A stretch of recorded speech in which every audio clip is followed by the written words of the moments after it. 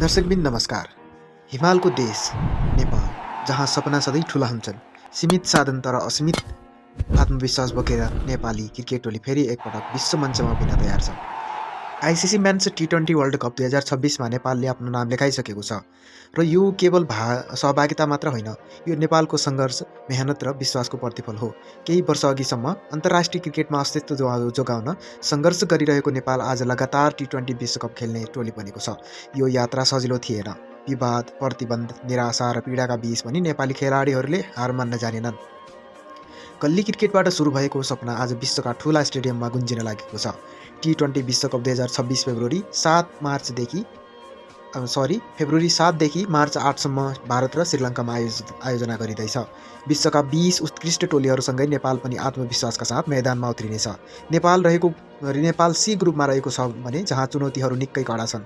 England, West Indies, Bangladesh र Italy जस्ता टोलीहरू विरुद्ध भिड्नु परेको नेपालको वास्तविक परीक्षा नै हो। तर नेपाली टोली अब सिक्न होइन, लड्न आएको छ। नेपालले फेब्रुअरी 8मा इङ्ल्यान्डसँग, फेब्रुअरी 12मा इटलीसँग, फेब्रुअरी 15मा वेस्ट इन्डिजसँग र फेब्रुअरी 17मा भने बङ्गलादेशसँग प्रतिस्पर्धा गर्नेछ। प्रत्येक खेल नेपालका लागि नयाँ अवसर हो, यहाँ इतिहास लेख्ने मौका हो। यस टोलीको नेतृत्व गर्दैछन् कप्तान रोहित पौडेल। शान्त स्वभावका रोहित मैदानमा भने निकै परिपक्व र आक्रामक सोच राख्ने कप्तान हुन्। उनले युवाहरूलाई विश्वास दिलाएका छन् र टोलीलाई एकतामा बाँधेका छन्। उनको कप्तानीमा नेपालले धेरै ऐतिहासिक जितहरू देखिसकेको छ।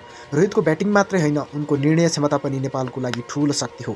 कप्तानको रूपमा उनको भूमिका केवल टस जित्ने वा फिल्डिङ सेट गर्ने मात्र होइन, टोलीलाई कठिन परिस्थितिमा अगाडि बढाउने जिम्मेवारी पनि हो। विकेट पछाडि भरोसायोग्य नाम हो आसिफ शेख। दबावमा पनि धेरै राख्ने, इनिङ सम्हाल्ने र टोलीलाई स्थिरता दिने उनको क्षमता हो। मिडल अर्डरमा नेपालको सबभन्दा ठुलो हतियार मानिन्छ दिपेन्द्र सिंह ऐरी। एक ओभरमै खेलको दिशा बदल्ने क्षमता भएका दिपेन्द्र ऐरी दर्शकहरूको आशा हुन्। बल हातमा आएपछि पनि उनी विपक्षीका लागि खतरनाक बन्न सक्छन्। तेज बलिङ आक्रमणमा करण केसी र सोमपाल कामी नेपालको प्रमुख अस्त्र हुन्। नयाँ बल होस् या डेथ ओभर, उनीहरूले एक ओभरमा नै खेल पल्टिदिन सक्छन्। स्पिन आक्रमण नेपालको बलियो पक्ष हो, जहाँबाट विकेट सार्ने आशा सधैँ रहन्छ। यी सबै खेलाडीहरू केवल नाम मात्र होइनन्, उनीहरूका हरेक नेपालको जिम्मेवारी र सपना बोकेर मैदानमा उत्रिने योद्धा हुन्। जहाँ नेपाली छन् त्यहाँ नेपाली क्रिकेट छ।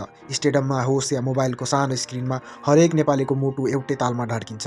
यो केवल क्रिकेट खेल होइन, यो नेपालको पहिचान, आत्मसम्मान र गर्व हो। टी20 विश्वकप 2026 नेपालका लागि अर्को एउटा अवसर हो, संसारलाई देखाउने कि हामी सानो देश भए पनि हाम्रो साहस र आत्मविश्वास विशाल छ। अब हाम्रो पालो समर्थनको हो। एक शर्मा भनौँ, जय नेपाल, नेपाललाई जिताऊ। धन्यवाद।